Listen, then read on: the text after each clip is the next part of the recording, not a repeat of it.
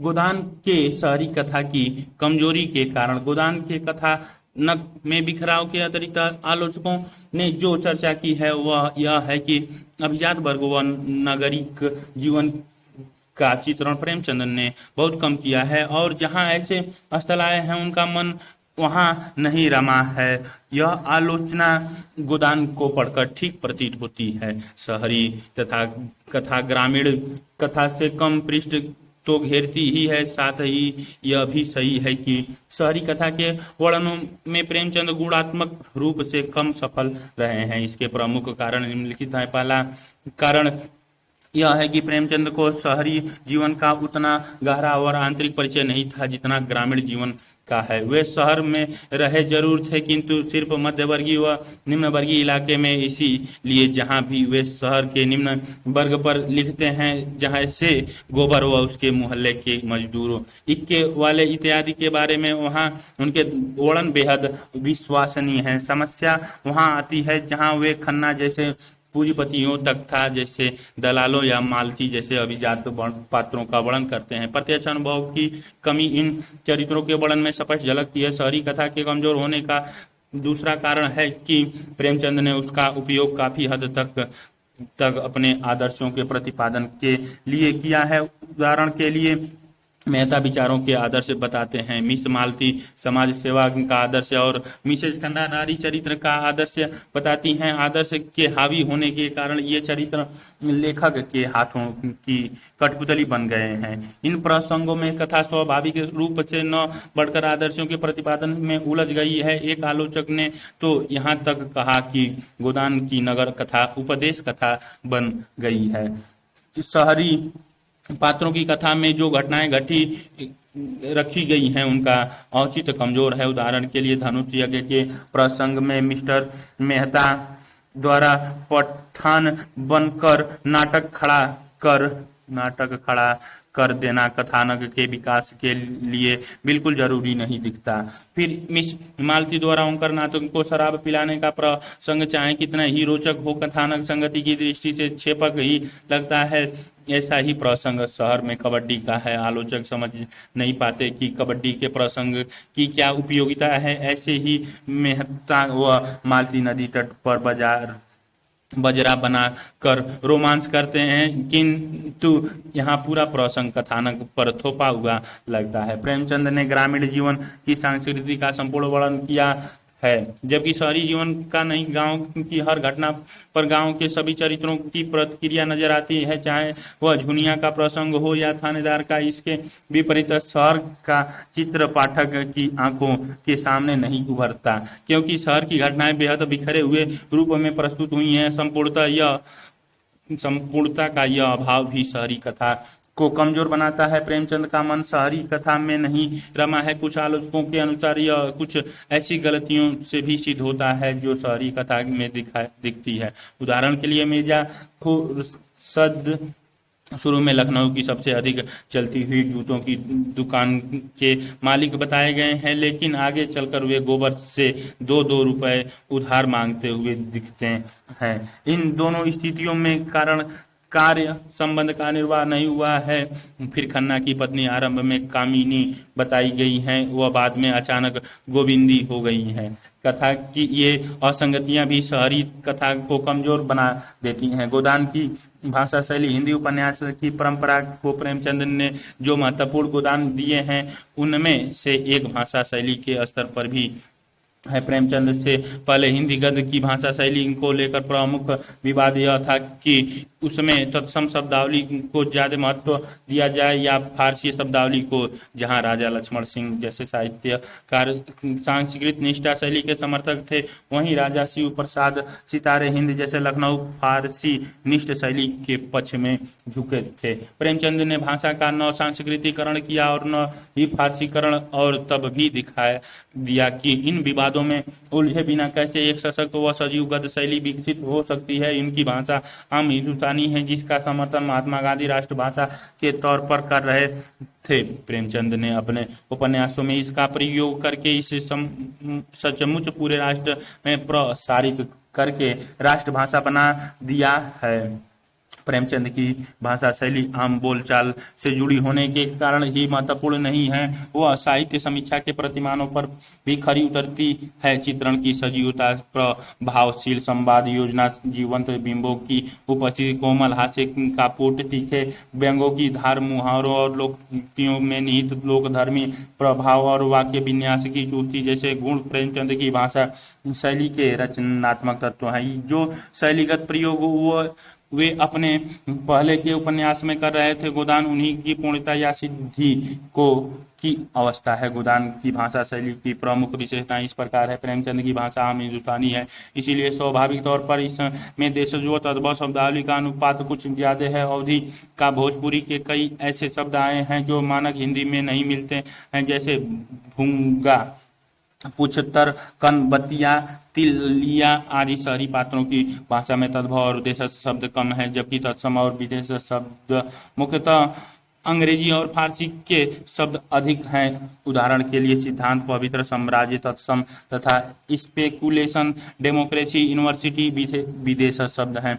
गोदान की भाषा चरित्रों के अनुसार परिवर्तनशील है। किसी पात्र की भाषा शैली उसकी सामाजिक आर्थिक स्थितियों से निर्धारित होती है। जहां निम्न और ग्रामीण पात्रों की भाषा में अमानकीकृत किंतु सहज प्रयोग मिलते हैं, वहीं शिक्षित और शहरी पात्रों में मानकीकृत और अभिजात्य प्रयोग दिखाई पढ़ते हैं। उदाहरण के लिए होरी, हम सब बिरादरी के चाकर हैं, उससे बाहर नहीं जा सकते। झुनिया, जब मर्द इधर उधर ताक झांक करेगा तो औरत भी आंखें लड़ाएगी। मर्द का हर जाईपन औरत को भी उतना ही बुरा लगता है जितना औरत का मर्द को। मिर्जा खुर्शेद, मुझे अब इस डेमोक्रेसी में भक्ति नहीं रही, मैंने तो इरादा कर लिया है अब इलेक्शन के पास न जाऊंगा, मेरा प्रोपोगेंडा अब डेमोक्रेसी के खिलाफ होगा। मिर्जा खुर्शेद, मिस्टर मेहता, मेरे लिए धन केवल उन सुविधाओं का नाम है जिनसे मैं अपना जीवन सार्थक कर सकूं। मेहता, प्रेमचंद की भाषा शैली में एक महत्वपूर्ण क्षमता उनकी व्यंग्य शैली है। उपन्यास के कई हिस्सों में उन्होंने अपनी धारदार व्यंग्य शैली से चरित्रों की छिपी हुई वास्तविकता का उद्घाटन कर दिया है। उनके आंतरिक और बाह्य चरित्रों की अंतर्विरोधों को उभार दिया है। उदाहरण के लिए मिस्टर खन्ना भी साहसी आदमी थे। संग्राम में आगे बढ़ने वाले 2 बार जेल हो आए थे, किसी से दबना न जानते थे, खद्दर न पहनते थे और फ्रांस की शराब पीते थे। मैंने भी सोचा एक इनके ठीक हो जाने से तो देश से अन्याय मिट जाता, नहीं फिर क्यों न इस दान को स्वीकार कर लूं। जो गरीबों को लूटता है उसको लूटने के लिए अपनी आत्मा को बहुत न समझाना पड़ेगा। वो करनाथ, प्रेमचंद की शैली लोक जीवन के अत्यंत निकट है, इसलिए स्वाभाविक ही है कि उनके वाक्य में मुहावरों और लोकोक्तियों का जीवंत प्रयोग नजर आता है। मुहावरों और लोकोक्तियों से लाभ यह होता है कि लेखक का कथ्य सिर्फ पाठक की बुद्धि तक नहीं पहुंचता, बल्कि उसे चमत्कृत कर उसके मन को छू लेता है। उदाहरण दृष्टया मुश्किल से 50 कदम चले होंगे कि गर्दन फटने लगी, पांव थर्राने लगे और आंखों में तितलियां उड़ने लगी। जब मर्द इधर उधर ताक झांक करेगा तो औरत भी आंख लड़ाएगी। मर्द का हरजाईपन औरत को भी उतना ही बुरा लगता है जितना औरत का मर्द को। प्रेमचंद सामान्यतः व्यास शैली का रचनाकार हैं, इसीलिए अपने कथ्य को सरल शब्दों में पर्याप्त स्पष्टीकरण के साथ प्रस्तुत करते हैं। इसका कारण है कि वे आम आदमी की समस्या को आम आदमी के लहजे में ही प्रस्तुत करना चाहते हैं, किंतु उसके बावजूद उन्होंने कुछ प्रसंगों में सूत्र भाषा और समाज शैली का अत्यंत साधा हुआ प्रयोग किया है। ऐसे प्रयोग में उन्होंने बहुत छोटे से वाक्यों में भी पूरे जीवन का निचोड़ प्रस्तुत कर दिया है। उदाहरण के लिए, इस जमाने में मोटा होना बेहाई है, 100 को दुबला कर के तब एक मोटा होता है। समाज की दृष्टि से वैवाहिक जीवन को व्यक्ति की दृष्टि से अविवाहित जीवन को बूढ़ों के लिए अतीत के सुखों और वर्तमान के दुखों और भविष्य के सर्वनाश से मनोरंजक कोई प्रसंग नहीं होता। प्रेमचंद की भाषा में बिंब निर्माण क्षमता प्रभावशाली तौर पर उपस्थित है। उपन्यास चूंकि एक कथात्मक विधा है, इसीलिए लेखक को बिंब निर्माण के पर्याप्त अवसर मिलते हैं। प्रेमचंद ने इन अवसरों का पूरा दोहन किया है और ऐसे बिंब रचे हैं कि पाठक की आंखों में पूरा चित्र उतर जाता है। उदाहरण के लिए सरोज बीए में पढ़ती थी, दुबली सी, लंबी पीली, रूखी कटु। नोखे राम नाटे मोटे, खलवाट, लंबी नाक और छोटी छोटी आंखों वाले सांवले आदमी थे। लू चल रही थी, बगुले उड़ रहे थे, भूतल धधक धधक रहा था जैसे प्रकृति ने वायु में आग घोल दी हो। प्रेमचंद की भाषा में अप्रस्तुत योजना का सौंदर्य भी उपस्थित है। जब वे कोई वर्णन करते हैं तो उस घटना या चरित्र को अप्रस्तुत के माध्यम से उभार कर पाठक के समक्ष जीवंत चित्र का निर्माण कर देते हैं। अप्रस्तुत योजना अलंकार शैली का एक रूप है जिसका ज्यादा प्रयोग कविता में ही होता है, किंतु गद्य के सामर्थ्य लेखक भी सीमित मात्रा में इसका असरदार प्रयोग करते हैं। उदाहरण के लिए झुनिया द्वार पर खड़ी थी, मनता आशा की भांति अधीर और चंचल, प्यारे किसान ऐसे उछल रहे थे मानो पानी नहीं आसरफियां बरस रही हो। प्रेम सीधी सीधी गौ नहीं, खूंखार शेर है जो अपने शिकार पर किसी की आंख भी नहीं पड़ने देता। वह विधवा है, उसके नारित्व के द्वार पर पहले उसका पति रक्षक बन बैठा रहता था। वह निश्चिंत थी, अब उस द्वार पर कोई रक्षक न था, इसीलिए वह उस द्वार को सदैव बंद रखती है। कभी कभी घर के सूनेपन से उसका उगता कर वह द्वार खोलती है, पर किसी को आते देखकर भयभीत होकर दोनों पट भेंट लेती है। प्रेमचंद ने गोदान को आंचलिक उपन्यास होने से बचाया है, इसीलिए लोकगीत लोक संगीत जैसे तत्व गोदान में प्रायः अनुपस्थित हैं। इसके बाद भी लोक संस्कृति की मिठास को उपन्यास में शामिल करने से वे खुद को पूरी तरह रोक नहीं सके हैं। एक आधा प्रसंग में उन्होंने लोकगीत शैली का प्रयोग कर ही दिया है। जिया जरत रहत दिन रैन, आम की डारिया कोयल बोल है तनिक न आवत चैन। स्पष्ट है कि गोदान के माध्यम से प्रेमचंद ने हिंदी उपन्यास परंपरा को एक नई भाषा शैली प्रदान की है, जिसे आगे चलकर यशपाल, उपेंद्र नाथ अशक और भीष्म साहनी जैसे लेखकों ने रक्षित व प्रसारित किया है। गोदान की चरित्र योजना। प्रेमचंद हिंदी उपन्यास के आरंभिक दौर के लेखक हैं, जहां यह उपन्यास परंपरा और परिपक्व अवस्था में था। कुछ लेखक उपदेशात्मक उपन्यास लिख रहे थे, कुछ जासूसी तो कुछ तिलस्मी ए आरी।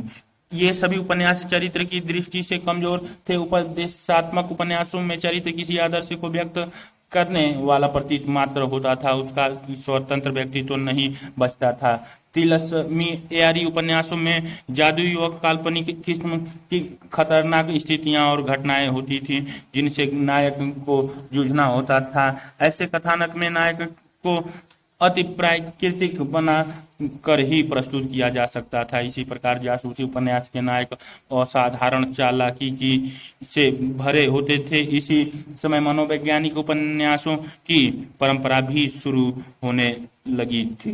इन उपन्यासों में चरित्र महत्वपूर्ण होते थे, किंतु पूरी रचना चरित्र की वैविधता और आंतरिकता पर ही केंद्रित हो जाती थी, समाज छूट जाता था। प्रेमचंद ने इन सभी दृष्टियों को नकारते हुए चरित्र योजना के क्षेत्र में मौलिक कदम उठाए। प्रेमचंद ने घोषित रूप से स्वीकार किया कि उनके उपन्यासों का उद्देश्य चरित्रों पर प्रकाश डालना है। इस संबंध में उनके कुछ महत्वपूर्ण कथन इस प्रकार है। मैं उपन्यास को मानव चरित्र का चित्र मात्र समझता हूँ। मानव चरित्र पर प्रकाश डालना और उसके रहस्यों को खोलना ही उपन्यास का मूल तत्व है। चरित्र संबंधी समानता और विभिन्नता और भिन्नत्व में भिन्नत्व और विभिन्नत्व में अभिन्नत्व दिखाना उपन्यास का मुख्य कर्तव्य है। प्रेमचंद का चरित्र योजना को समझाने के लिए यह जानना जरूरी है कि उन्होंने गांधी व मार्क्स के सिद्धांतों का सूक्ष्म समन्वय किया।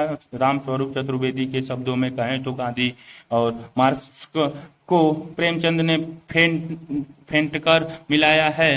गांधी आदर्शवादी चिंतक हैं, इसीलिए उनका हृदय परिवर्तन में गहरा विश्वास है। उनका दावा है कि बुरे से बुरा व्यक्ति भी उद्धत प्रेरणाओं के संपर्क में अच्छा बन सकता है। दूसरी और मार्क्स का चिंतन भौतिकवादी है। उनका दावा है कि व्यक्ति की चेतना व उसका व्यक्ति तो कोई स्वतंत्रता वस्तु तो नहीं, बल्कि भौतिक स्थितियों का बाई प्रोडक्ट है। आरंभ में प्रेमचंद गांधी से ज्यादा प्रभावित थे, किंतु गोदान तक आते आते हुए मार्क्स व गांधी के माध्यम सहमति बिंदु की तलाश कर रहे हैं। इसीलिए वे किसी भी चरित्र को इसी प्रकार दिखाते हैं कि वह अपनी सामाजिक आर्थिक स्थितियों का बाई प्रोडक्ट भी नजर आता है, तो दूसरी ओर बीच बीच में उसका अनूठा व्यक्तित्व भी झलक जाता है। चरित्र योजना की विशेषताएं। प्रेमचंद के चरित्र सामान्यतः वर्गगत हैं, क्योंकि वे मानते हैं कि एक वर्ग के व्यक्ति सामान्यतः एक जैसे होते हैं। उदाहरण के लिए किसान पक्का स्वार्थी होता है, इसमें संदेह नहीं। जब तक पक्का विश्वास न हो जाए वह किसी को किसी के फुसलाने में नहीं आता। हर सरल गृहस्थ की भांति होरी के मन में भी गौ की लालसा चिरकाल से संचित चली आ रही थी। जहां तक चरित्रों की संख्या का प्रश्न है, प्रेमचंद ने उनकी भीड़ नहीं लगाई है। कथानक के आकार की दृष्टि से चरित्रों की संख्या ठीक है।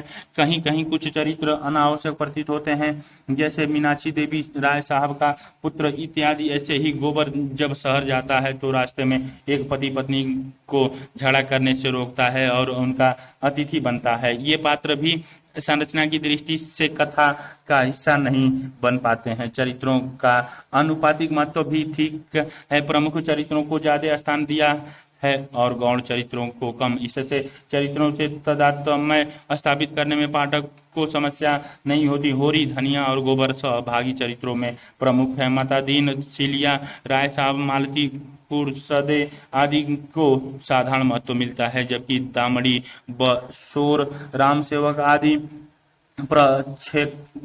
प्रक्षेपक चरित्र हैं जो एक आधा स्थान पर ही आए हैं। चरित्र केवल अच्छे या केवल बुरे नहीं हैं, बल्कि अच्छे और बुरे हैं। सभी मुख्य चरित्र संश्लिष्ट हैं, जिनमें अच्छाई व बुराई दोनों अनुपातिक रूप में है। होरी अच्छा जरूर है, किंतु भोला व दमड़ी बसोर के प्रसंगों में उसकी कमजोरी उभारती हैं। मथुरा सोना के प्रति एक अनिष्ट है, किंतु सिलिया के साथ एकांत में संबंध बनाना चाहता है।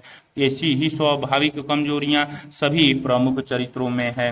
प्रेमचंद की विशेषता उनकी चरित्र चित्रण शैली में भी दिखती है। वे सब पहले किसी पात्र की विशेषताओं का वर्णन करते हैं। यह वर्णन अत्यंत कम शब्दों में किंतु इतना सघन व बिंबात्मक होता है कि एक ही वाक्य में पात्र की छवि पाठक के मन में मूर्त हो जाती। उदाहरण के लिए सरोज बीए में पढ़ती थी, दुबली सी, लंबी, पीली, रूखी, कटु।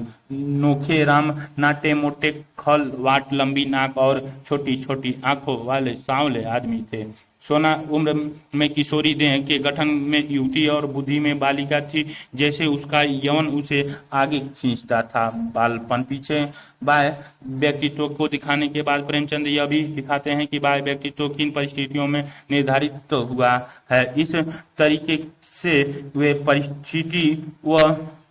परिस्थिति व व्यक्तित्व में कारण कार्य संबंध स्थापित करते हैं। उदाहरण के लिए वे धनिया के संबंध में लिखते हैं, उसकी ही उम्र अभी क्या थी, 36वां ही साल तो था, पर सारे बाल पक गए थे, चेहरे पर झुर्रियां पड़ गई थी, सारी देह ढल गई थी, वह सुंदर गेहुआ रंग सांवला गया था और आंखों से भी कम सूझने लगा था। पेट की चिंता ही के कारण तो प्रेमचंद भली भांति समझते हैं कि आंतरिक व्यक्तित्व व प्रक्षेपित व्यक्तित्व में अंतराल होते हैं। वे चरित्र के बाह्य व्यक्तित्व पर ही नहीं रुक जाते, उस फांक को भी दिखाते हैं जो उसके भीतर और बाहरी व्यक्तित्व में विद्यमान है। उदाहरण के लिए मालती बाहर से तितली है, भीतर से मधुमक्खी। राय साहब राष्ट्रवादी होने पर भी हुक्काम से मेलजोल बनाए रखते हैं। प्रेमचंद चरित्र के अंतर्द्वंद का भी सूक्ष्म वर्णन करते हैं। वे जानते हैं कि कोई भी सहज या मानवीय चरित्र मन वचन व कर्म में अद्वैत नहीं रख सकता। जीवन की प्रकृति ही ऐसी है कि अंतर्विरोध पैदा होते हैं और मन के भीतर अंतर्द्वंद को जन्म देते हैं। होरी बेहद सरल चरित्र है, किंतु होरी के भीतर भी 2 बार अंतर्द्वंद दिखाया गया है। यही भाव होरी के मन में भी आ रहे थे, लेकिन लड़के के इस विद्रोह भाव को दबाना जरूरी था। बोला, भगवान ने जब गुलाम बना दिया है तो अपना क्या बस है। सहसा वह उठ बैठा, क्यों मर्यादा की गुलामी करे, मर्यादा के पीछे आरती का पुण्य क्यों छोड़े, लोग हंसेंगे हंस ले, उसे परवाह नहीं है। प्रेमचंद ने चरित्रों के वर्णन में प्रामाणिकता लाने के लिए मनोविज्ञान का सुंदर प्रयोग किया है। वैयक्तिक और सामूहिक दोनों मनोविज्ञानों का प्रयोग करने में वे सिद्ध हस्त हैं। मनोविज्ञान वाले प्रश्नों में से उदाहरण लें। चरित्र योजना की सीमाएं कुछ चरित्र सिर्फ आदर्शों के प्रक्षेपण के माध्यम से होकर गए हैं, जैसे गोविंद मालती अंत में शहरी चरित्रों का व्यक्तित्व जिन परिस्थितियों में उभर गया है वे प्रायः कृत्रिम है, इसीलिए चरित्र प्रभावशाली नहीं बन सके हैं। उदाहरण के लिए धनुष यज्ञ व कबड्डी जैसे प्रसंग कथानक पर थोपे हुए प्रतीत होते हैं। कई चरित्रों पर अंत में प्रेमचंद का आदर्शवाद हावी हो गया है, जिसके कारण उनका हृदय परिवर्तन होते हुए दिखाया गया है, जैसे हीरा गोवर खन्ना मालती। इससे यथार्थ का तत्व कुछ कम हो गया है और चरित्रों का प्रभाव क्षमता पर नकारात्मक असर पड़ा है। होरी का चरित्र सिर्फ रूपरेखा गोदान न सिर्फ हिंदी उपन्यास में बल्कि संपूर्ण भारतीय साहित्य परंपरा में नायक के चरित्र की दृष्टि से मील का पत्थर है। भारतीय परंपरा सामान्यतः धीरोदात्त चरित्र को ही नायक का दर्जा देती आई है, अर्थात ऐसा चरित्र जो अभिजात कुल और वंश का हो, जिसमें मन वचन कर्म और अद्वैत हो, महासामर्थ्य के साथ महासत्व और महाकरुण जैसे तत्वों का एक साथ उपस्थित हो। नायकों की यह परंपरा राम कृष्ण और बुद्ध जैसे चरित्रों को आधार बनाकर सदियों तक चलती रही, किंतु आधुनिक काल में लोकतांत्रिक चेतना के विकास, समानता, स्वतंत्रता और न्याय जैसे आदर्शों के उभार, नारी, दलित, किसान, मजदूर आंदोलन आदि की सघन उपस्थिति ने यह तय कर दिया कि समाज और साहित्य में नायक की परिभाषा बदलनी चाहिए। गोदान का होरी वस्तुतः नायकत्व की पुनर्परिभाषित ही है। यदि हिंदी साहित्य में नायकत्व के जनतांत्रिकरण की घोषणा है, होरी के चरित्र की विशेषताएं ने अच्छे वंश का, न अमीर का, न सुंदर का, न अभिजात का, पिचका हुआ मुंह, गहरा सांवला चेहरा, 40 का की उम्र में ही चेहरे पर बुढ़ापा झांकता हुआ, सामर्थ्य भी नहीं, आर्थिक हैसियत इतनी कम कि 3 लड़के मर चुके हैं, गाय खरीदने जैसी छोटी सी लालसा भी पूरी नहीं, पंचायत और जमींदार जो चाहे उसे दबा सकता है, नैतिकता की दृष्टि से सामान्यतः पारंपरिक नायकत्व का निर्वाह करता है, जो 2 स्थानों को छोड़कर कहीं भी नायकत्व से विचलित नहीं, सहज मानव बनाए रखने के लिए इतना विचलन जरूरी था। अच्छा और बुरा प्रेमचंद ने होरी में अंतर्द्वंद भी दिखाया है। 2 स्थानों पर स्वाभाविकता दिखाने के लिए मनोविज्ञान वाला प्रश्न देखें। नायक की संघर्ष करते करते मृत्यु हो जाना भी इस चरित्र योजना की क्रांतिकारी पहल है। भारतीय परंपरा में कथाएं सुखांत होती हैं, जिनमें अंततः नायक व नैतिक पक्ष की विजय होती है। प्रेमचंद ने यथार्थ को पूरी नग्नता के साथ स्वीकार किया है और होरी के चरित्र में ग्रीक परंपरा के ट्रेजिक तत्व को शामिल किया है। निष्कर्ष, होरी का नायकत्व हिंदी उपन्यास की प्रेमचंद की अप्रीतम योगदान है। नायकत्व की विशिष्ट जन सुलभ परिधि से बाहर खींचकर स्वर जन सुलभ बना देने की क्रांतिकारी कोशिश इस उपन्यास की महत्वपूर्ण विशेषता है। होरी संभवतः पहला नायक है जिसकी हर विशेषता के भीतर समाज के आम आदमी, आम दलित, दमित व्यक्ति और व्यक्तित्व झलकता है।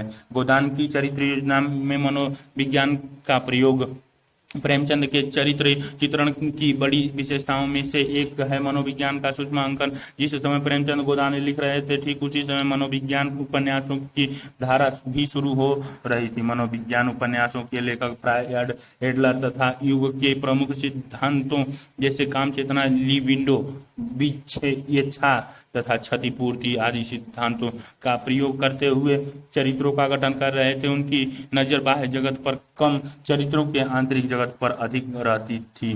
प्रेमचंद ने मनोविज्ञान का प्रयोग तो किया, किंतु इस अर्थ में नहीं। वे न तो मनोविज्ञान के शास्त्रीय सिद्धांत प्रस्तुत करते हैं और न ही उपन्यास को मनोविज्ञान बना देना चाहते हैं। उनके उपन्यासों की मूल विषय वस्तु सामाजिक व आर्थिक है, मनोविज्ञान नहीं। किंतु वे मानते हैं कि किसी भी चरित्र में रहस्य को पूरी तरह तभी समझा जा सकता है जब उसकी मन स्थितियों का भी वर्णन हो। इस दृष्टिकोण से वे चरित्र के मन में प्रवेश करते हैं और मन में छिपे रहस्यों को पाठक के सामने प्रदर्शित करते हैं। चरित्रों के वैयक्तिक मनोविज्ञान संबंधी विशेषताएं। सबसे पहले प्रेमचंद चरित्र के बाहरी व आंतरिक व्यक्तित्व की फांक दिखाने के लिए उसके मनोविज्ञान का प्रयोग करते हैं। मालती बाहर से तितली है, भीतर से मधुमक्खी। उसके जीवन में हंसी ही हंसी नहीं है, केवल गुड़ खाकर कौन जी सकता है। राय साहब राष्ट्रवादी होने पर भी हूँ काम से मेलजोल बनाए रखते हैं। चरित्र की मनोवैज्ञानिक स्वाभाविकता दिखाने के लिए प्रेमचंद उसके भीतर चल रहे अंतर्द्वंद को भी दिखाते हैं। उदाहरण के लिए यही भाव होरी के मन में भी आ रहे थे, लेकिन लड़के के इस विद्रोह भाव को दबाना जरूरी था। बोला, भगवान ने जब गुलाम बना दिया है तो अपना क्या बस है। प्रेमचंद विभिन्न व्यक्तियों की विभिन्न मनोवृत्तियों का प्रदर्शन विस्तार पूर्वक करते हैं। जैसे प्रशंसा की इच्छा मानव मात्र को होती है, यह इच्छा इतनी प्रबल हो सकती है। इसे उन्होंने भोला व धनिया के माध्यम से दिखाया है। भोला की आज जितनी खातिर हुई और कभी न हुई होगी। धनिया द्वार पर किवाड़ा की आड़ में खड़ी अपने कानों से अपना बखान सुनने के लिए अधीर हो रही थी। तुम्हारे स्वभाव से प्रसन्न रहती है, कहती है। ऐसा मर्द ही नहीं देखा कि जब बातें करेंगे नीचे आंखें करके कभी सिर नहीं उठाते। भोला पर जो नशा चढ़ा रहा था उसे इस भरपूर प्याले ने और गाढ़ा कर दिया। ईर्ष्या जैसे मनोभावों का सूक्ष्म वर्णन कई स्थानों पर दिखता है। उदाहरण के लिए दर्शन के अध्यापक मिस्टर मेहता इस प्रशंसा को सहन न कर सकते थे, विरोध तो करना चाहते थे, पर सिद्धांत की आड़ में इनकी दवाएं इन्हीं को फायदा करती हैं, मुझे न करेंगी। तुम तो इसी छोकरी पर लट्टू हो गए हो, कितने छिछोरे हो। मेहता मनोविज्ञान के पंडित थे, मालती के मनो रहस्यों को समझ रहे थे। ईर्ष्या का ऐसा अनोखा उदाहरण उन्हें कभी न मिला था। लालच का मनोभाव ओंकारनाथ के माध्यम से दिखाया गया है। लालची व्यक्ति सिद्धांत की आड़ में अपने निर्णयों को कैसे औचित्यपूर्ण ठहराता है, यह ओंकारनाथ के निम्नलिखित कथन में दिखता है। मैंने भी सोचा इनके ठीक हो जाने से तो देश से अन्याय मिट जाता, नहीं फिर क्यों न इस दान को स्वीकार कर लूं। जो गरीबों को लूटता है उसको लूटने के लिए अपनी आत्मा को बहुत न समझाना पड़ेगा। अपनी सामाजिक आर्थिक स्थितियों तथा निरंतर चल रहे शोषण के विरुद्ध विद्रोह का भाव गोबर व धनिया के माध्यम से दिखाया गया है। उदाहरण के लिए गोबर सांवला लंबा एक हरा युवक था जिसे इस काम में रुचि न मालूम होती थी। प्रसन्नता की जगह मुख पर असंतोष और विद्रोह था। आरंभिक मालती के माध्यम से ऐन्द्रिक भोग की इच्छा को प्रदर्शित किया गया है।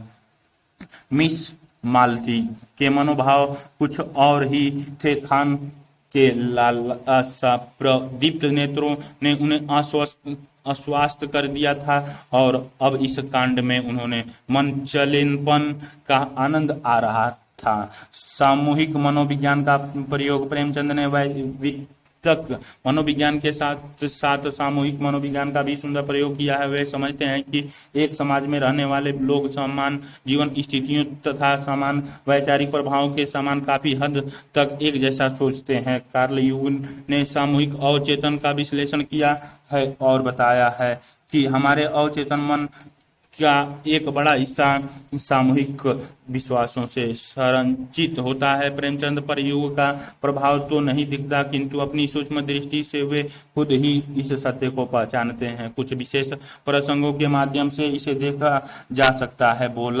भोला और होरी की चर्चा के संदर्भ में प्रेमचंद ने वृद्ध व्यक्तियों के मनोविज्ञान पर सटीक टिप्पणी करते हुए कहा है, बूढ़ों के लिए अतीत के सुखों और वर्तमान के दुखों और भविष्य के सर्वनाश से मनोरंजन कोई प्रसंग नहीं होता।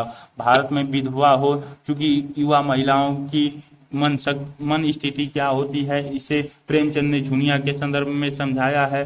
वह विधवा है जिस उसके नारीत्व के द्वार पर पहले उसका पति रक्षक बन बैठा रहता था। वह निश्चिंत थी, अब उस द्वार पर कोई रक्षक न था, इसीलिए वह उस द्वार को सदैव बंद रखती है। कभी कभी घर के सूनेपन से उकता कर वह द्वार खोलती है, पर किसी को आते देखकर भयभीत होकर दोनों पट भेंट लेती है। पुरुष मनोविज्ञान पर भी प्रेमचंद की गहरी पकड़ है। उन्होंने दिखाया है कि पुरुष वर्ग के चरित्रों में प्रेम वैविध्य की लालसा नारियों की तुलना में कहीं ज्यादा होती है। नारी चरित्रों में सिर्फ नोहरी व आरंभ की मिस मालती को छोड़ दें तो ऐसा प्रसंग कहीं नहीं दिखता। दूसरी और पुरुष पात्रों में अधिकांश कहीं न कहीं नारी आकर्षण में फिसलते हुए दिखते हैं, जैसे मथुरा सीलिया के प्रति मतादीन, झुनिया के प्रति होरी, यवन के दिनों में दुलारी साहू आइन के प्रति तथा भोला नोहरी के प्रति आसक्त दिखाए गए हैं। मिस्टर खन्ना का मालती के साथ संबंध तो इस दृष्टि से सबसे अनूठा है ही स्पष्ट है कि पात्रों के अभिव्यक्ति को पूर्णता से उभारने के लिए प्रेमचंद ने उनके मनोविज्ञान पक्ष का सूक्ष्म अंकन किया है, जिससे उनकी चरित्र वर्णन शैली बेहद प्रामाणिक और असरदार हो गई है। मालती और मेहता के संवादों से उभरने वाले जीवन दर्शन की व्याख्या कीजिए, वह इस पर अपनी प्रतिक्रिया व्यक्त कीजिए। मालती और मेहता गोदान की शहरी कथा के प्रमुख चरित्र हैं, जिनके माध्यम से प्रेमचंद ने कुछ आदर्शों का द्वंद्व दिखाते हुए अपनी मान्यताओं का प्रक्षेपण किया है। मेहता और मालती के मध्य मुख्यतः दो स्थानों पर विस्तृत वार्तालाप हुआ है और उन्हीं संवादों के माध्यम से उनकी जीवन दृष्टियों का संघर्ष अंतिम पंडिती पर पहुंचा है। आरंभ में मालती एक आधुनिक व अंकुठ युवती है जो जीवन को यौन की आसक्ति के साथ जीना चाहती है। वह खन्ना जैसे अमीरों को अपने इशारों पर नचा सकती है तो ओंकारनाथ जैसे नैतिकतावादियों को आकर्षण के पासे में बांधकर शराब भी पिला सकती है। उसमें सौंदर्य है, तेजी है और रूप का घमंड है।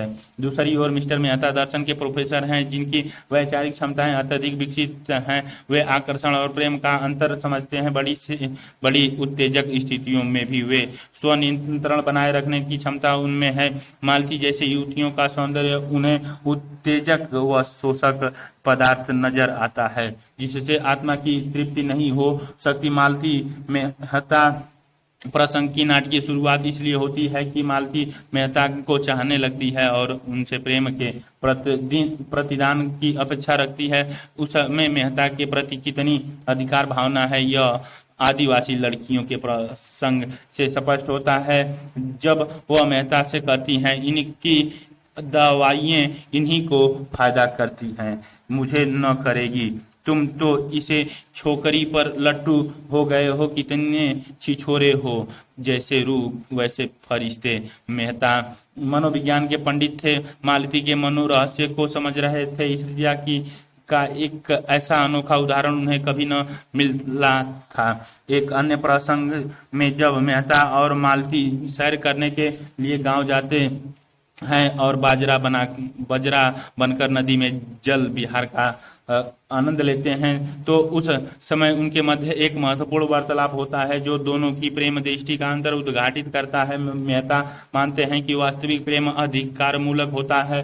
उनके शब्दों में, मैंने पुस्तकों में ऐसी प्रेम कथाएं पढ़ी है जहां प्रेमी ने प्रेमिका के नए प्रेमियों के लिए अपनी जान दे दी है, मगर उस भावना को भी श्रद्धा कह सकता हूँ, ऐसा सेवा कह सकता हूँ। प्रेम कभी नहीं, प्रेम सीधी सादगी गऊ नहीं, खूंखार शेर है जो अपने शरीर पर किसी की आंख भी नहीं पड़ने देता। इस संवाद में मेहता प्रेम से संबंधित आदिम प्रवृत्तियों की स्पष्ट वकालत करते हैं और कहते हैं, अगर कोई पुरुष मेरे और मेरी स्त्री के बीच आने का साहस करे तो मैं उसे गोली मार दूंगा और उसे न मार सकूंगा तो अपनी छाती में मार लूंगा। इस विषय में मैं कोई समझौता नहीं कर सकता। यह अवैज्ञानिक मनोवृत्ति है जो हमने अपने बौनेले पूर्वजों से पाई है। मैं अभी तक इस मनोवृत्ति पर विजय नहीं पा सका और न पाना चाहता हूँ। इस संवाद के बाद मालती का दृष्टिकोण बदलता है। जो मालती मेहता से सच्चा प्रेम करना चाहती थी, वह बार बार अपनी परीक्षा लिए जाने से उकता जाती है और इस प्रेम दृष्टि का स्पष्ट विरोध करती है। वह कहती है, अगर प्रेम खूंखार शेर है तो मैं उसे दूर ही रहूंगी। मैं प्रेम को संदेह से ऊपर समझती हूँ। वह देह की वस्तु नहीं, आत्मा की वस्तु है। संदेह का वहाँ जरा भी स्थान नहीं है और हिंसा तो संदेह का ही परिणाम है। वह संपूर्ण आत्मसमर्पण है। उसके मंदिर में तुम परीक्षक बनकर नहीं, उपासक बनकर ही वरदान पा सकते हो। यही प्रेमचंद ने मालती के माध्यम से वह प्रेम दृष्टि प्रस्तुत की है जिसे छायावादी दृष्टि कहा जाता है। छायावाद में प्रेम को दैहिक जरूरतों से परे रखते हुए सिर्फ कोमल भावनाओं तक सीमित रखा जाता है। छायावादी चरित्र ऐसे पवित्र और काल्पनिक प्रेम की तलाश करते हैं जो भौतिक संसार की कुटिलताओं से मुक्ति हो, आध्यात्मिक हो, अनश्वर हो। मिस्टर मेहता और मालती का संवाद इस बिंदु पर टूट जाता है, किंतु इसी बिंदु पर मालती का व्यक्तित्व आवरण होता है और उसके भीतर से छायावादी मान्यताओं से परिपूर्ण एक नारी उभरती है जो व्यक्तिगत स्वार्थों से ऊपर है, जो मानवता के कल्याण में ही स्वार्थकता खोजती है और जिसे विवाह जैसे बंधन असह्य है। रचना के अंतिम हिस्से में मेहता और मालती में पुनः संवाद होता है, जहां मेहता अपनी भूल स्वीकारते हैं। वे सोचते हैं मालती नारीत्व के उस ऊंचे आदर्श पर पहुंच गई थी जहां वह प्रकाश के एक नक्षत्र सी नजर आती थी। अब वह प्रेम की वस्तु नहीं, श्रद्धा की वस्तु थी। प्रेम जैसी निर्मम वस्तु क्या भय से बांध कर रखी जा सकती है? वह तो पूरा विश्वास चाहती है, पूरी स्वाधीनता चाहती है, पूरी जिम्मेदारी चाहती है। अब मेहता चाहते हैं कि मालती उनकी जीवन संगिनी बने, किंतु मालती प्रेम के उस ऊंचे आदर्श पर पहुंच चुकी है जहां विवाह जैसे व्यक्तिगत संबंध संकीर्ण माने जाते हैं। वह मेहता से कहती है, मैंने यह तय किया है कि मित्र बनकर रहना स्त्री पुरुष बनकर रहने से कहीं सुख कर है। अपनी छोटी सी गृहस्थी बसा कर अपनी आत्माओं को छोटे से पिंजड़े में बंद करके अपने दुख सुख को अपने ही तक रख कर क्या हम आसिम के निकट पहुंच सकते हैं? वह तो हमारे मार्ग में बाधा ही डालेगा। स्पष्ट है कि जीवन तथा प्रेम के संबंध में यह वही दृष्टिकोण है जो छायावादी कविताओं में नजर आता है, जिस कारण से स्कंदगुप्त की देव सेना और रंगभूमि की सोफिया अविवाहित रहने का निर्णय करती हैं, वही कारण मालती के पास है। ये सभी चरित्र व्यक्तिगत सुख दुख से ऊपर उठकर संपूर्ण सृष्टि का कल्याण करना चाहते हैं। प्रेमचंद भी संभवतः इसी प्लेटोनिक दृष्टिकोण को स्थापित करना चाहते हैं, इसीलिए उन्होंने अंततः मेहता को मालती के सामने झुकाते हुए दिखाया है। उन्होंने मालती के चरण दोनों हाथों से पकड़ लिए और कांपते हुए बोले, तुम्हारे आदर्श से स्वीकार है मालती। और दोनों एकांत होकर प्रगाढ़ आलिंगन में बंध गए। दोनों की आंखों में आंसुओं की धारा बह रही थी। स्पष्ट है कि गोदान के माध्यम से प्रेमचंद ने प्रेम दृष्टियों का द्वंद्व दिखाते हुए छायावाद की आध्यात्मिक, रोमांटिक तथा मानवतावादी प्रेम दृष्टि को उभारा है। ध्यातव्य है कि 1936 ईस्वी में ही जयशंकर प्रसाद ने कामायनी की रचना की थी और इसकी नायिका श्रद्धा छायावादी प्रेम दृष्टि की सबसे बड़ी प्रतीक मानी जाती हैं। इस प्रेम दृष्टि पर कुछ प्रभाव गांधीवाद का भी है। इसके बावजूद यह ध्यान रखना जरूरी है कि प्रेमचंद ने ऐसे प्रेम की संभावना सिर्फ मेहता मालती जैसे शहरी चरित्रों में ही दिखाई है। शेष सभी चरित्रों जैसे होरी धनिया, मथुरा सोना, राम सेवक, रूपा आदि के माध्यम से गृहस्थिक प्रेम की धारणा को ही महत्व दिया है। गोदान पर छायावादी युगनी नारीत्व परिकल्पना, प्रेम दर्शन एवं रोमांटिक दृष्टिकोण का स्पष्ट प्रभाव है। इसकी समीक्षा कीजिए। प्रेमचंद का लेखन कला ठीक वही है जो हिंदी कविता के इतिहास में छायावाद के नाम से जाना जाता है और भारतीय राजनीति के इतिहास में गांधी युग के नाम से पहचाना जाता है। गोदान 1936 ईस्वी का उपन्यास है और यह वही वर्ष है जब हिंदी कविता में छायावाद का स्थान प्रगतिवाद ले रहा था और छायावाद के प्रमुख कवियों निराला और पंत ने खुद छायावाद के अंत की घोषणा कर दी थी। प्रेमचंद पर भी समाजवादी या प्रगतिवादी यथार्थवाद का रंग कुछ कुछ चढ़ने लगा था। होरी की मौत इसी यथार्थवाद की स्वीकृति का प्रमाण है, किंतु इन सभी विशेषताओं के बावजूद गोदान में छायावादी दृष्टिकोण का प्रभाव साफ देखा जा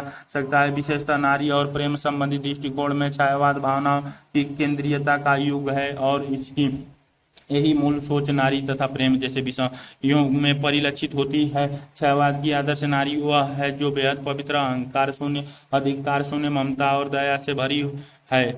यह वह नारी है जो पुरुष या मानवता के हित में अपना वह सर्वस्व देना चाहती है, अपने लिए कुछ भी अपेक्षित नहीं रखती। जयशंकर प्रसाद की कमानी 1936 ईस्वी की ही रचना है और इसकी केंद्रीय पात्र श्रद्धा इस दृष्टिकोण की सबसे महत्वपूर्ण प्रतीक है। उसके संबंध में प्रसाद कहते हैं, नारी तुम केवल श्रद्धा हो। प्रसाद ने एक अन्य स्थान पर श्रद्धा को सलाह दी है कि वह मनु के सामने झुकना सीखे, अधिकारों की मांग न करे, आंसू से भीगे आंचल पर मन का सब कुछ रखना होगा। तुमको अपनी रिश्मत रेखा से यह संधि पत्र लिखना होगा। नारी तो की यही परिकल्पना की मेहता के कथनों में और श्रीमती गोविंदी के जीवन में दिखाई पड़ती है। मिसेज मेहता कहते हैं, मेरे जहन में औरत वफा और त्याग की मूर्ति है जो अपनी बेज़बानी से, अपनी कुर्बानी से अपने को बिल्कुल मिटाकर पति की आत्मा का एक अंश बन जाती है। पुरुषों में नारी के गुण आ जाते हैं तो वह महात्मा बन जाता है, नारी में पुरुष के गुण आ जाते हैं तो वह उल्टा हो जाता है। मैं उससे यह अपेक्षा रखता हूँ कि मैं उसे मार भी डालूं तो प्रतिहिंसा का भाव उसमें न आए। अगर मैं उसकी आंखों के सामने किसी स्त्री से प्यार करूं तो वो भी उसकी ईर्ष्या न जागे। मिसेज खन्ना अपने जीवन में इन्हीं मूल्यों का प्रतिनिधित्व करती हैं। मिसेज खन्ना ठेठ भारतीय नारी का प्रतीक है जो अपने पति द्वारा अपने अंतहीन शोषण के बावजूद गाढ़ स्थिति कर्तव्य चेतना से पत्नी धर्म निभाती रहती हैं। वह सोचती हैं अगर पुरुष उसका सौंदर्य देखने के लिए आंखों नहीं रखता, कमीनियों के पीछे मारा फिरता है तो वह उसका दुर्भाग्य है।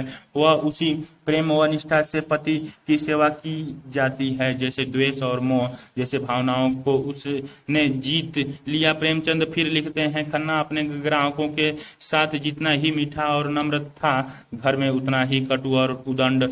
अक्सर क्रोध में गोविंदी को अपशब्द कह बैठता, लेकिन सब कुछ होने पर भी खन्ना उसके सर्वस्व थे। वह दलित और अपमानित होकर भी खन्ना को लौंडी थी। उसने लड़ेगी, जलेगी, रोएगी पर रहेगी उन्हीं की। गोदान में छायावाद का प्रेम संबंधित दृष्टिकोण भी दिखता है जो अपनी मूल प्रकृति में अत्यंत रोमांटिक है।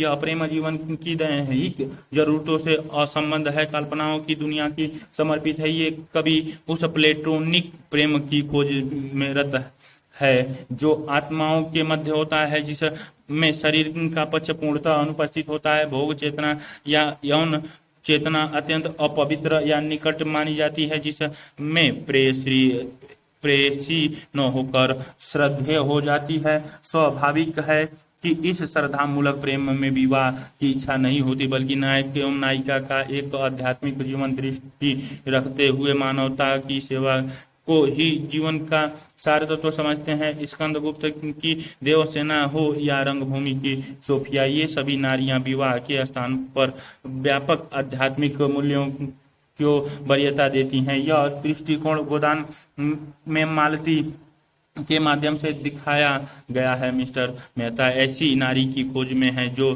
स्वार्थी न होकर विश्व कल्याण की चेतना में युक्त हो। आरंभ की मालती ऐसी नहीं है, किंतु व्यक्तित्व परिवर्तन के बाद वह अत्यंत आध्यात्मिक और मानवतावादी हो उठती है। विश्व कल्याण में ही सुख महसूस करती है और अपने गृहस्थी बसाने जैसे भाव उसके मन से लुप्त हो जाता है। प्रेमचंद लिखते हैं, मालती नारी तो के उस ऊंचे आदर्श पर पहुंच गई थी जहां वह प्रकाश के एक नक्षत्र सी नजर आती थी। अब वह प्रेम की वस्तु नहीं, श्रद्धा की वस्तु थी। जब मेहता मालती के सामने विवाह की कामना प्रस्तुत करते हैं तो मालती इसी मानवतावादी आधार पर उन्हें मना करती है और कहती है, मैंने यह तय किया है कि मित्र बनकर रहना स्त्री पुरुष बनकर रहने से कहीं सुखकर है। अपनी छोटी सी गृहस्थी बनकर अपनी आत्माओं को छोटे से पिंजड़े में बंद करके अपने दुख सुख को अपने ही तक रख कर क्या हम असीम के निकट पहुंच सकते हैं? वह तो हमारे मार्ग में बाधा ही डालेगा। स्पष्ट है कि प्रेमचंद ने छायावाद के नारी और प्रेम संबंधी रोमांटिक दृष्टिकोण का पर्याप्त उपयोग किया है, किंतु इससे यह निष्कर्ष निकालना उचित नहीं है कि प्रेमचंद का अपना दृष्टिकोण यही था। यह दृष्टिकोण शहर के चुनिंदा चरित्रों में ही व्यक्त हुआ है। गांव के अधिकांश चरित्र प्रेम की उस परिभाषा को प्रस्तावित करते हैं जो गैर-स्थिक चेतना से निर्मित होती है। धनिया, सोना, रूपा, झुनिया, सीलिया, ये सभी नारियां पारिवारिक जीवन और गृहस्थिक प्रेम की हिमायती हैं। अतः छायावाद की रोमांटिक दृष्टिकोण का यह एक पक्ष मात्र है, एकमात्र पक्ष या केंद्रीय भाव नहीं है। व्याख्या अभ्यास एक गोदान अगर प्रेम खूंखार शेर है तो मैं उससे दूर ही रहूंगी। मैंने तो उसे गाय ही समझ रखा था। मैं प्रेम को संदेह से ऊपर समझती हूँ। वह देह की वस्तु नहीं, आत्मा की वस्तु है। संदेह का वहाँ जरा भी स्थान नहीं है और हिंसा तो संदेह का ही परिणाम है। वह संपूर्ण आत्मा समर्पण है। उसके मंदिर में तुम परीक्षक बनकर नहीं, उपासक बनकर ही वरदान पा सकते हो। संदर्भ प्रस्तुत गद्दांश हिंदी के उपन्यास सम्राट प्रेमचंद की सर्वोत्कृष्ट औपन्यासिक कृति गोदान से उद्धृत है। 1936 ईस्वी में रचित यह महाकाव्यात्मक उपन्यास उनकी कथा परंपरा का अंतिम पड़ाव है, जिसमें वे भारतीय समाज के समग्र यथार्थ को समस्त विद्रूपताओं के साथ उभारने में सफल हुए हैं। उसकी खास बात यह भी है कि कथानक विधान के बीच बीच में प्रेमचंद ने प्रेम जैसे विषमताओं का सूक्ष्म विश्लेषण किया है। प्रसंग ये पंक्तियां मालती और मेहता के वार्तालाप से ली गई हैं जब वे गांव में नदी के पास प्रेम संबंधी बातचीत कर रहे हैं। इससे पहले मालती मेहता के प्रेम की उपलब्धि के लिए लगातार प्रयास करती है, किंतु यह कथन वह टर्निंग पॉइंट है जहां से मालती मेहता का आकांक्षा छोड़ देती है। ये पंक्तियां मालती द्वारा मेहता के कथन प्रेम सीधी सादी गौ नहीं खूंखार शेर है के जवाब में कही गई है। व्याख्या मालती मेहता से कहती है कि अगर तुम प्रेम को खूंखार शेर समझते हो, अर्थात प्रेम के क्षेत्र में हिंसा, अविश्वास, क्रोध और ईर्ष्या जैसी मनोवृत्ति को शामिल करते हो, तो मैं इस प्रेम दृष्टि से सहमत नहीं हूँ। मेरी नज़र में तो प्रेम गाय के समान है, अर्थात विनम्रता, पारस्परिक विश्वास और भावनात्मक तन्मयता जैसे तत्व से ही संचरित है। मैं प्रेम के भीतर किसी प्रकार के अविश्वास और संयस को जगह नहीं देती, क्योंकि संयस उत्पन्न होते ही प्रेम नष्ट हो जाता है और व्यक्तित्व प्रति हिंसा जैसी भावनाओं से उभर उठता है। प्रेम का संबंध शरीर से नहीं, भोग या इंद्रियों से नहीं, बल्कि पवित्र भावनाओं से, मन से, आत्मा से है। वो अपने प्रिय पर हावी हो जाने की कोशिश नहीं, बल्कि उसके लिए सब कुछ त्याग देने का साहस है। यदि तुम सोचते हो या संयंसकर्ता या परीक्षक बनकर प्रेम की उपलब्धि कर पाओगे तो तुम गलत हो, क्योंकि प्रेम की प्राप्ति आस्था और विश्वास के सहारे ही संभव है, संयस और तर्क के सहारे नहीं। विशेष इन पंक्तियों में अहम केंद्रित तथा देह केंद्रित प्रेम दृष्टि के विरुद्ध प्रेम का प्लेटोनिक नजरिया व्यक्त हुआ है, जिसमें प्रेम का आदर्श के रूप में परिभाषित किया जाता है। वह संपूर्ण आत्मसमर्पण है। जैसे कथनों में यह प्रेम दृष्टि खुल कर व्यक्त हुई है, यह वस्तु तो छायावाद की प्रेम दृष्टि है, जिसमें प्रेम श्रद्धा के सामने पवित्र हो जाता है। भक्ति जैसे तन्मयता और ऊंचाई पा लेता है। कामायनी की श्रद्धा भी प्रेम को आत्मसमर्पण के रूप में ही परिभाषित करती है। दया, माया, ममता लो आज मधुरिया लो अगाध विश्वास, हमारा हृदय रत्न निधि स्वच्छ खुला है आज तुम्हारे पास। यह रीतिकालीन प्रेम दृष्टि का विरोध है। रीतिकालीन का प्रेम देह की चेतना से ऊपर नहीं उठ पाता। इस अर्थ में यह प्रेम घनानंद की प्रेम दृष्टि के नजदीक है, जिन्होंने रीतिकाल के बीचों बीच खड़े होकर प्रेम के प्रतिबद्धता मूलक पक्ष को उभारा है, प्रेम के लिए दरबार छोड़ दिए। यही भाव निराला की कविता अष्टम एडवर्ड के प्रति में भी दिखता है। प्रेम के लिए कितने बड़े त्याग की जरूरत होती है, यह हर काल के कवियों ने अपने अपने तरीके से बताया है, चाहे वह आदिकाल के अमीर खुसरो हों, भक्ति काल के कबीर और जायसी हों, या रीतिकाल दौर के गालिब जैसे शायर हों। कुछ तुलनाएं दृष्टव्य हैं। खुसरो दरिया प्रेम का उल्टी बाकी धार, जो उतारो सो डूब गया, जो डूबा सो पार। अमीर खुसरो कबीर यह घर प्रेम का खाला का घर नहीं, कबीर शीश उतारे हाथ करे सो पैसे घर माही। कबीर दास ये इश्क नाही आस बस इतना समझ लीजिए, एक आग का दरिया है और डूब के जाना है। जिगर मुरादाबादी सूत्र शैली का जोरदार प्रयोग हुआ है और छोटे से गद्यांश में दो सूत्र कह दिए जाते हैं। प्रेम देह की वस्तु नहीं, आत्मा की वस्तु है। प्रेम संपूर्ण आत्मसमर्पण है। सारा प्रसंग उपमा शैली का सुंदर उदाहरण है। शेर गाय परीक्षक और उपवाचक जैसे उपमाओं से प्रेम दृष्टि का अंतर बेहद मूर्त व बिंबात्मक हो उठा है। संवाद शैली का प्रयोग के कारण विश्लेषण अंतर्वस्तु भी बेहद सरल और प्रभावी ढंग से व्यक्त हुई है। शैली कुछ कुछ तत्व समीपन लिए हुए है, जो कि सूक्ष्म विश्लेषण की दृष्टि से औचित्यपूर्ण भी है। अभ्यास 2 गोदान व्याख्या। तो क्या ये मेरे मोटे होने के दिन हैं? मोटे वह होते हैं जिन्हें न ऋण का सोच होता है न इज्जत का। इस जमाने में मोटा होना बेहाई है। 100 को तो दुबला करके तब एक मोटा होता है। ऐसे मोटेपन में क्या सुख? सुख तो जब है जब कि सभी मोटे हों। संदर्भ प्रस्तुत गद्यांश मुंशी प्रेमचंद द्वारा 1936 ईस्वी में रचित हिंदी के पहले महाकाव्यात्मक उपन्यास गोदान से लिया गया है। गोदान प्रेमचंद की लेखन यात्रा की सिद्धावस्था है, जहां वे आदर्शवाद की छाया से निकलकर यथार्थवाद को पूरी तल्लखी के साथ स्वीकार कर सकते हैं। ये पंक्तियां उसी यथार्थवादी नजरिए को सूचित करती हैं। प्रसंग ये पंक्तियां गोदान के अंतिम हिस्से से ली गई हैं, जहां होरी का भाई हीरा लौट कर आ गया है। यह होरी और हीरा का पारस्परिक संवाद है। जब हीरा होरी से कहता है कि भैया तुम बहुत दुबले हो गए हो, तो होरी उसके उत्तर में ये पंक्तियां कहता है। वस्तुतः इन पंक्तियों के माध्यम से प्रेमचंद ने अपने विचार को प्रक्षेपण किया है। व्याख्या। होरी इन पंक्तियों में मोटापन का प्रतीक लेकर समाज की आर्थिक विषमताओं पर व्यंग करता है। वह कहता है कि हमारे समाज में वह व्यक्ति मोटा या स्वस्थ हो सकता है जिसने समाज के कुल आर्थिक संसाधन में अपने नैतिक हिस्सों से ज्यादा संसाधनों का कब्जा कर लिया है। दरअसल इस तरह का मोटापन एक किस्म की बेशर्मी है, क्योंकि दूसरों का खून चूसकर समृद्ध होना किसी भी आत्मसम्मान युक्त व्यक्ति के लिए संभव नहीं है। हमारे समाज में साहूकार, सूदखोर, जमींदार और पूंजीपति जैसे वर्गों के लोगों ही समृद्ध हैं, और सच देखा जाए तो इन सभी की समृद्धि गरीबों के शोषण पर टिकी है। ऐसी संपन्नता में कोई वास्तविक सुख नहीं है जो दूसरों के विपन्न बनाकर जन्म लेती हैं। असली संपन्नता तो वहाँ होती है जिसमें सारा समाज समृद्ध हो, सभी की मानवीय जरूरतें पूरी होती हों। विशेष इन पंक्तियों के माध्यम से समाजवादी दृष्टिकोण उभारा गया है। ध्यानतव्य है कि 1936 ईस्वी में ही प्रगतिशील लेखक संघ की स्थापना हुई थी, जिसके पहले सम्मेलन की अध्यक्षता प्रेमचंद ने की थी।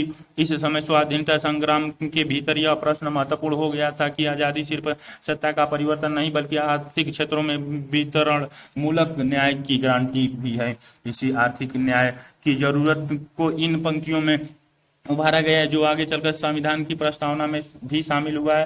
कई उपन्यासकारों और कवियों ने अमीरी गरीबी के इस अंतराल पर लेखनी चलाई है और गरीबों के दर्द को आवाज दी है। उदाहरण के लिए, सवानों को मिलता वस्त्र, दूध, भात, भूखे बच्चे अकुलाते हैं। माँ की हड्डी से चिपक चिपक जाड़ों की रात बिताते हैं। दिनकर वह पेट उनका पीठ से मिलकर हुआ क्या एक है, जैसे निकले को परस्पर हड्डियों में टेक है। मैथिली शरण गुप्त 100 में 70 आदमी फिलहाल जब नासद है, दिल पे रख कर हाथ कहिए देश क्या आजाद है। आदम गौडवी। इन पंक्तियों में प्रतीक शैली का सुंदर प्रयोग किया गया है। मोटेपन के प्रतीक के माध्यम से विषमता मूलक अर्थव्यवस्था में निहित शोषण और दमन की को बखूबी उभारा गया है। सूत्र भाषा का भी प्रभावशाली प्रयोग हुआ है। 100 को दुबला करके तब एक मोटा होता है। भाषा आम हिंदुस्तानी है, इसमें तद्भव शब्दों का साथ इज्जत और बेहाई जैसे फारसी परंपरा के वे शब्द शामिल भी हैं जो हिंदुस्तानी के भीतर रच बस गए हैं। प्रेमचंद की शब्दावली भी सामासिक और लोकतांत्रिक चेतना का निर्वाह करती है। ये पंक्तियां आज के भारत में ज्यादा प्रासंगिक होकर उभरती है। एक और हर वर्ष अरबपतियों की संख्या बढ़ती जा रही है, तो दूसरी ओर आंध्र प्रदेश, विदर्भ और पंजाब के किसानों को कर्ज जाल में फंसकर आत्महत्या करनी पड़ती है।